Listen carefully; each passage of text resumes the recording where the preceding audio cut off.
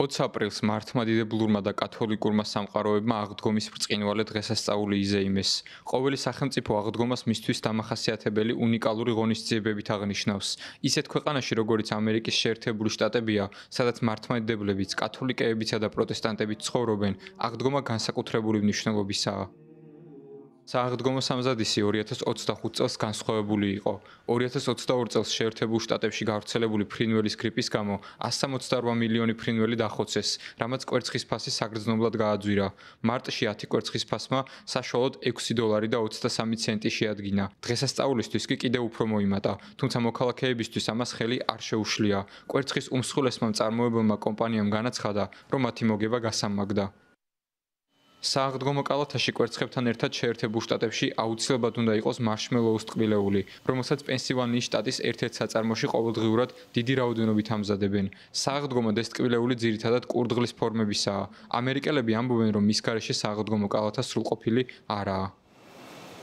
ვფიქრობთ, რომ პიპსები კულტურის ნაწილი იმიტომ გახდა, რომ ეს ტრადიცია თაობიდან თაობას გადაეცემოდა. ოჯახები, რომლებიც ამ ტკბილეულს სააღდგომო კალათაში ამატებდნენ, ასწავლიდნენ შვილებს, მეგობრებსა და სხვა ოჯახებს. პიპსები ძალიან საყვარელი პერსონაჟები არიან, ლამაზი ფერები და მხიარული ფორმები აქვთ, გაზაფხულის განწყობაც შემოაქვთ. სააღდგომო მზადებაში ჩართულია თეთრი სახლიც. ეს ის ადგილია, სადაც სხვადასხვა ღონისძიება ეწყობა.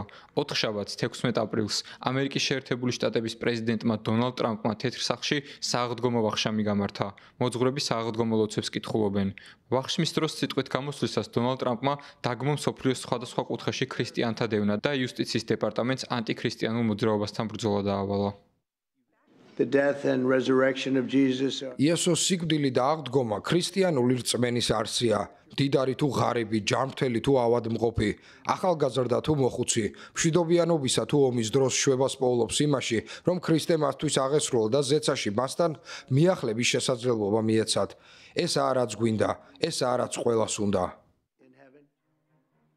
ყოველწლიურად აღდგომის მეორე დღეს, ანუ ორშაბათს, შეერთებული შტატების პრეზიდენტი და პირველი ლედი თეთრი სახლის ეზოში ათასობით მორწმუნეს ელიან ხოლმე. ისინი სტუმრებს სააღდგომო კვერცხებითა და რულეტით უმასპინძლდებიან. ტრადიცია ვაშინგტონში 1878 წლიდან პრეზიდენტ რეზერფორდ ჰეისის დროიდან იღებს სათავეს. თეთრი სახლის ეზოში იმართება შეჯიბრება კვერცხის გაგორებაში.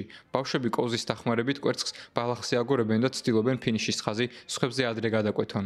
შეჯიბრების დაწყებისას სასტვეს სწორედ ქვეყნის პრეზიდენტი ჩაბერავს ხოლმე. ღონისძიება წელს 21 აპრილს კვლავ გაიმართება.